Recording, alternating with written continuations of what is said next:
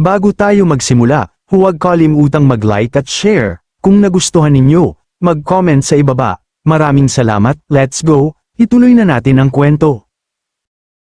Samantala, sa kabilang panig ng digmaan, dumadagundong ang pagdating ng mga halimaw mula sa Siklan. Sa gitna ng kanilang hanay, nakatindig ang leader na may hawak na mahiwagang artifact, mariin niyang sigaw, puno ng paghamak, kayong mga hambog na tao, paano kayo naglakas loob magliyag ng barkong pandigma? Dudurugin ko ang kaharian ng Heavenly Maiden, gagawin kayong abo, at ipapakain sa lahi ng dagat.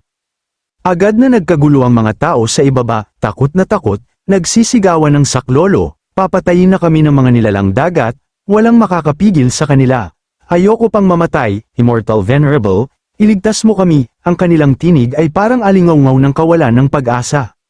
Habang nagtitipon ng tubig sa artifact ng leader, mariin niyang panunuya, ang mga Diyos na kasing liit ng lamok na ito. Karapat-dapat bang lumaban sa amin? Ngayon, lilipulin ko kayo ng lubusan, walang isa man ang matitira, at sa isang iglap, pinakawalan niya ang dambuhalang bowlang tubig, handang lamunin ang buong lungsod. Ngunit bago pa ito bumagsak, isang misteryosong pag-atake ang sumalpok dito, dahilan upang maglaho ang kapangyarihan ng tubig na parang usok na naglaho sa hangin.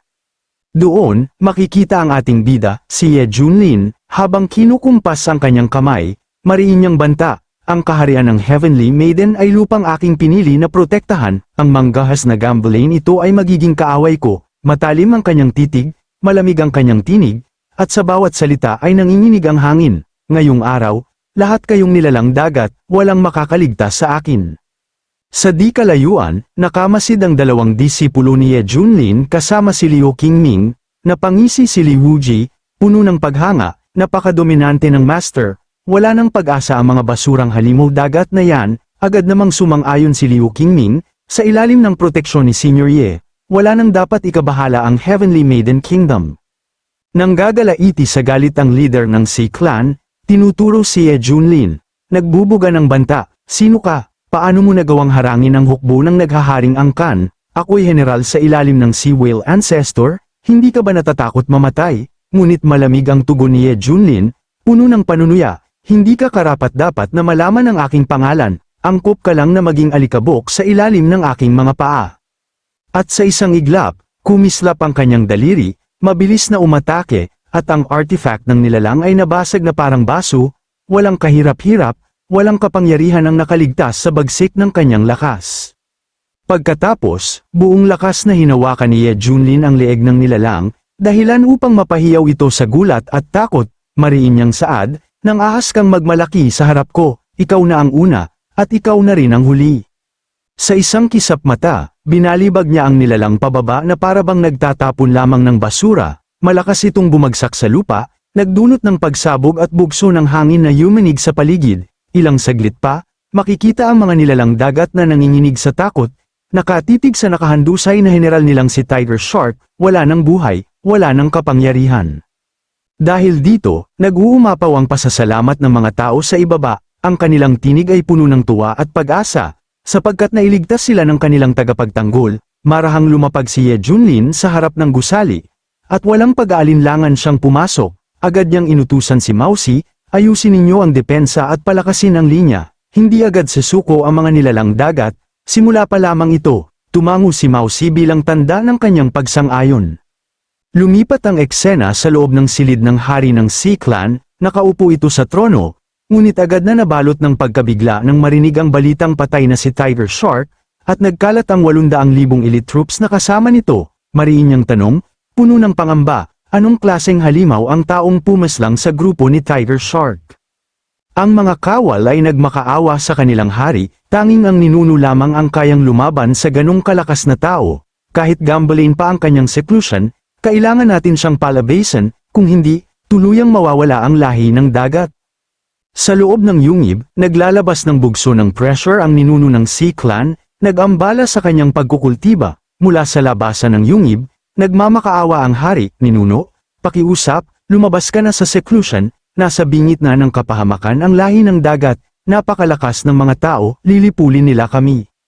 Sa sandaling yun, isang matinding sinag ng liwanag ang bumulusok paitaas mula sa karagatan, nagdulot ng napakalakas na aipo-aipo ng tubig, nagkakagulo ang paligid sa ilalim ng dagat, at doon, nagpakita ang ninuno ng lahi ng dagat, lumulutang sa gitna ng nag-aalab na kulay ubing enerhiya, naglalabas ng nakakatakot na aura ng kapangyarihan.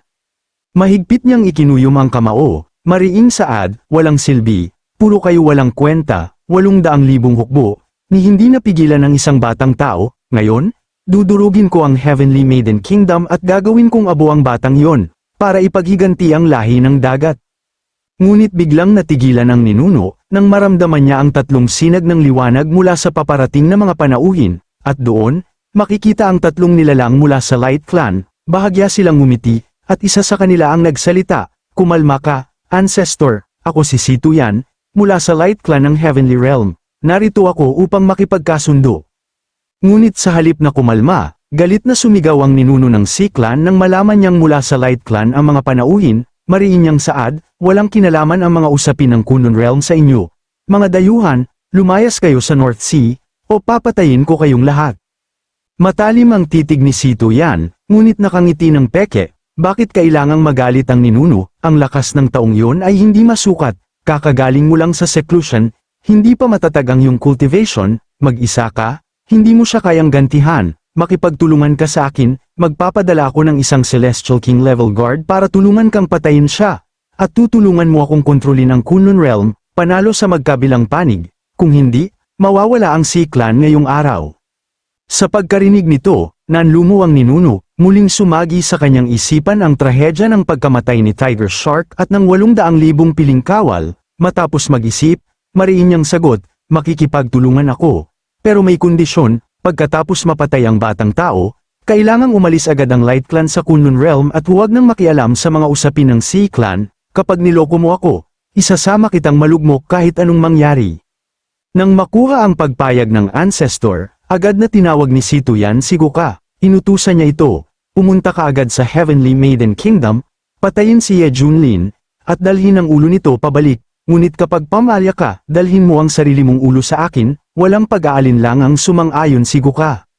Samantala, mula sa likod, binalaan ng hari ng Sea Clan si Gokah, huwag ninyong maliitin ang kalaban, kayang patayin ng taong yun ang Tiger Shark Commander sa isang galaw lang, napakalupit ng lakas niya, kailangan ninyong mag-ingat. Ngunit sa halip na makinig, sumiklab ang galit ni Gokah, walang pag-aatubiling sinalakay niya ang Sea King, tila naramdaman niya ang insulto kaysa babala. Sa sumunod na sandali, sumuong palabas ng portal si Gokah, handa nang simulan ang kanyang misyon. Sa isang iglap, binagtas niya ang himpapawid patungo sa kinaroroonan ng ating bida. Nang maramdaman ni Ye Junlin ang paparating na kalaban, ngumiti siya at kalmadong sinabi, "Narito ka na pala? Tamang-tama, nakakainis na ang mga nilalang dagat, kaya tatapusin ko na ang lahat ngayon, at lilinisin ko na rin ang mga basurang nakikialam sa Kunlun Realm." Samantala, ang mga babae ng Heavenly Maiden Sect ay masayang nagsasabi, tiyak na mananalo si Immortal Venerable Ye. Di nagtagal, malakas na bumaba sa lupa si Gokah, nagdulot ng pagsabog at matinding yanig sa paligid, hudyat ng pagsisimula ng bagong yugto ng labanan. Pagkatapos, agad na itinuro ng bagong dumating ang ating bida at mariing nagtanong kung si Ye Junlin ba ang pumatay kay Tiger Shark Demon at sa mga kawal nito. Mariin pa niyang saad, "Ako ang Immortal King ng Light Clan, ang tagapagtanggol na si Gokah. Sa utos ni Lord Situ, narito ako upang kunin ang buhay mo at dalhin ang ulo mo sa aking Panginoon na si Situyan." Ngunit nanatiling kalmado si Ye Junlin, at may panunuyang wika, "Akala ko kung sino na, isa lang palang asong utusan ng Light Clan, paano ka nang ahas magmataas sa harap ko? Ito ang teritoryo ko, kapag pumasok ka rito, hindi ka na makakaalis." Dahil dito, walang pag-aalinlangan na nagpakawala ng mabagsik na atake si Gokah, galit na galit habang sumisigaw, "Talagang humihingi ka ng iyong kamatayan, isa ka lang batang tao, tapos nangangahas kang magsalita ng ganito sa akin, ngayon, dudurugin kita at pagbabayaran sa ginawa mo." Ngunit bigla siyang natigilan nang sa isang iglap ay sumulpot si Ye Junlin sa kanyang harapan, handang sumugod. Mabilis na pinakawalan ng ating bida ang mapangwasak na palm strike, ngunit sinalag ito ni Gokah, dahilan ng bugso ng hangin at pagyanig ng lupa. Bahagyang napangiti si Ye Junlin, malamig na tinig, "May konting kakayahan ka pala, mas maayos ka pa kaysa sa pangit na halimaw dagat na iyon." Nang marinig ito, masayang napangiti si Gokah, nagwika, "Malakas ka nga, pero sa tingin mo ba matatalo mo ako ng ganyan lang? Minamaliit mo ang lakas ng isang immortal king ng Light Clan. Pagkatapos, mabilis siyang gumawa ng hand seal, kasabay ng sigaw. Ngayon, ipapakita ko sa iyo kung ano ang tunay na laban ng isang immortal king. At sa isang iglap, buong lakas niyang pinakawalan ang nakamamatay na atake, Radiant Judgment Divine Punishment. Bahagyang natigilan si Ye Junlin, nanlalaki ang mga mata, at mula sa kanyang harapan, sumulpot ang nagngangalit na anyong dragon na gawa sa enerhiya, umiikot sa hangin, papalapit sa direksyon ng ating bida, habang ang apoy ay kumakain sa paligid, nakatayo si Ye Junlin, matalim ang mga titig, walang bakas ng emosyon, tila hinihintay ang mismong halimaw na sumubok sa kanyang kapalaran.